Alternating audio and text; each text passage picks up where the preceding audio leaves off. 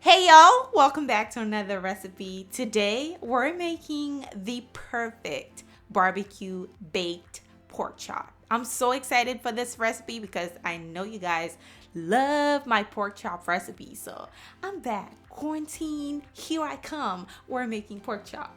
Be sure to subscribe, like the video. Without further ado, let's get started. So here I have about, I think 3 here, but it's going to be 4, okay? Pork chop, cleaned pork chop, that is. Now, what I am going to do is pour some oil on there so our seasoning can stick on there so it doesn't run away from us. All right, once you add the oil on there, we're going to start seasoning it. Now all the seasoning will be down below. Check that out. Here I'm adding a little bit of salt. Here is some garlic powder, and we're going to add some Creole seasoning, which is the basic seasoning for basically any meat. I'm adding ground black pepper with onion powder, and boom, that is it. All right, plus of course the barbecue sauce. Now we're going to marinate once. Wait. I did add some smoked paprika to give you that smokiness, once combined with the barbecue sauce, it's going to be amazing. All right, it's like the smoky, like a baked, not baked, what am I talking about? Grilled, like a grilled pork chop, but we're going to bake it. You're going to get that smoky, tasty, you know what I'm talking about. Now we're going to use our hand to make sure all the seasoning is well combined with the pork chop. Flip it over and season the other side as well. All right.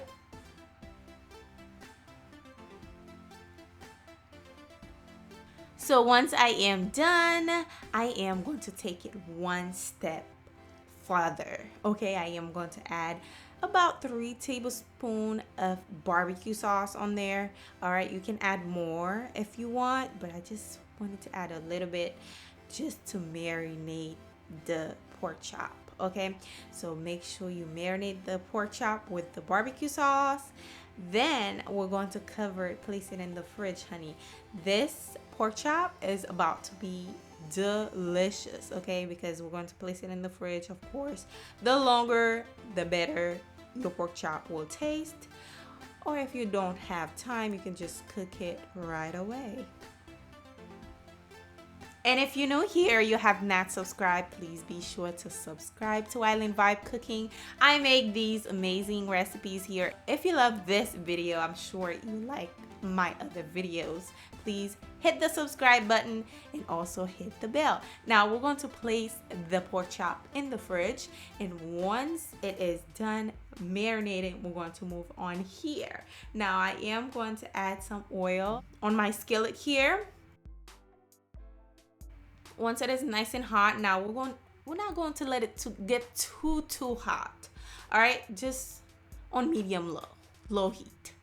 Now this is the pork chop right here. As you guys can see, it looks so good already. Now we're going to place it onto our skillet. Okay, make sure it's not too hot where it's gonna burn. As you can see, I did not add too much oil because, honey, we're not trying to add too much oil. All right, there's already fat on the pork chops. Now once one side is nice and golden brown, obviously it's not cooked, we're just going to flip it over. All right, now we're going to flip it over, and we're going to let the other side get nice and golden brown. As you guys can see, it gives you a nice color. Oh yes, that's what we want. That's exactly what we want.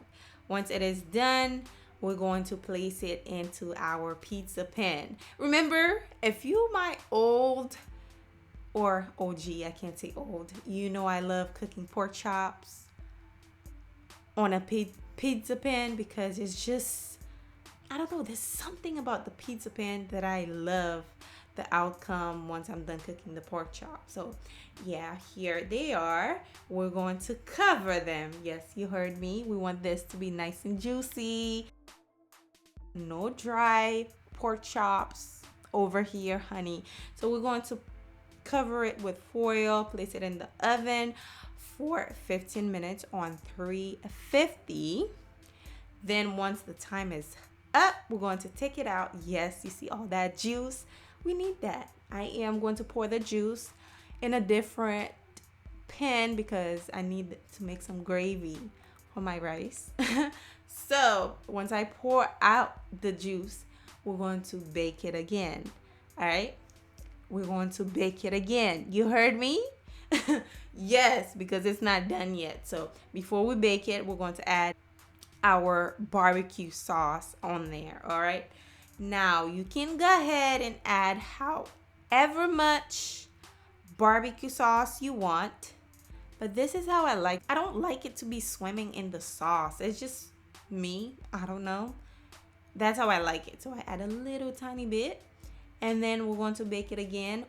Well, not bake, boil for about 5 to 7 minutes. Then this is what you have. This is what you have. Literally, this will not take you no longer than 30 minutes. You have your quarantine meal ready. Of course, I eat this with some rice. Good. This is it. Hope you enjoy it. If you did, leave me a like. Please leave a like and also comment down below. What do you think about this recipe? Are you going to create it?